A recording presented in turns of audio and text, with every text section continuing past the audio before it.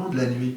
Tu fais beaucoup de nuits américaines dans tes films. Ah oui, oui, la nuit américaine me passionne beaucoup parce que, en fait, c'est ce que les Américains appellent day for night, c'est-à-dire le jour deux jours pour faire semblant que c'est la nuit.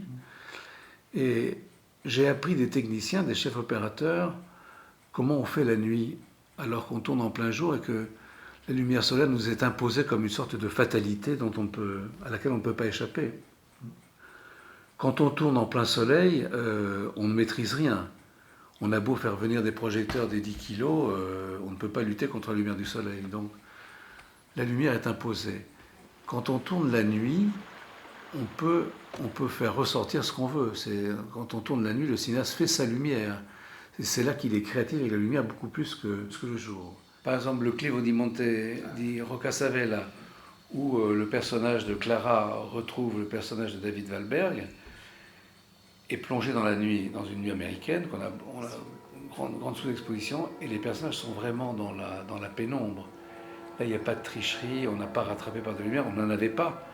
Mais effectivement, c'est un passage piéton où il n'y a pas de lumière, il n'y a pas de réverbère. Vous êtes David Wahlberg. Et vous êtes Clara Orsini. Oui et non. Il faut beaucoup l'éclairer, oui, il faut beaucoup l'éclairer, puisque pour obtenir l'extinction de la lumière du jour, on ferme au maximum le diaphragme, donc on sous-expose. Et donc pour arriver à combattre cette fermeture et faire apparaître des objets, il faut beaucoup éclairer.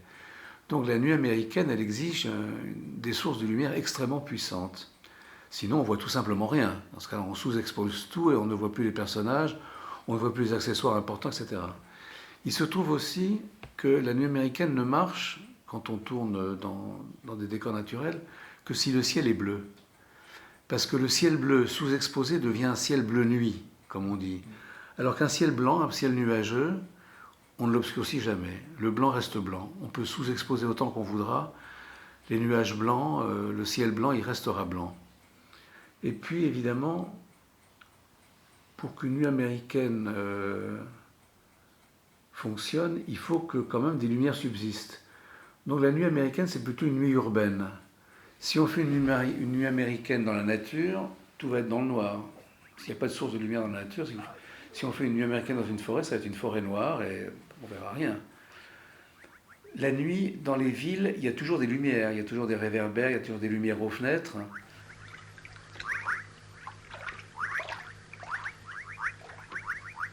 Bon, puis quand même, Nuiten dans Zoo Zero, il avait quand même un peu de moyens électriques. Il a construit des grands plafonniers aux eaux de Vincennes, il avait quelques sources. Bon, c'était pas hollywoodien, mais quand même il y avait des lumières.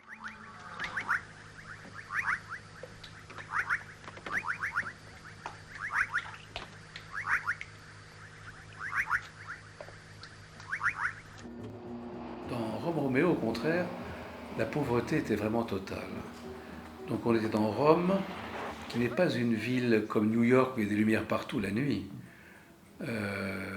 Et où on peut d'ailleurs donc faire allumer des bâtiments, même en plein jour, les bureaux restent allumés, etc.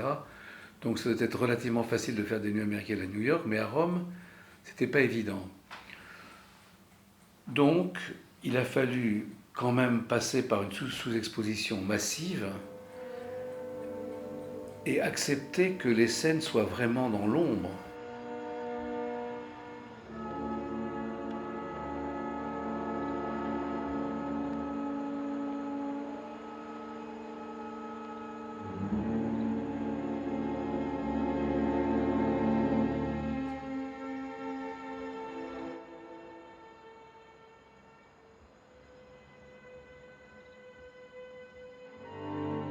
Ces noirs sont exceptionnels. Ah oui, ce qu'on utilisait quand même pour essayer de rattraper un peu, c'était des déflecteurs. C'est-à-dire qu'on se sert de déflecteurs pour renvoyer un peu sur les visages des comédiens la lumière du soleil. Alors, tu sais que tu es dans le noir total. Tu es dans le noir total. Tant mieux. Maintenant, ça devient une voix off.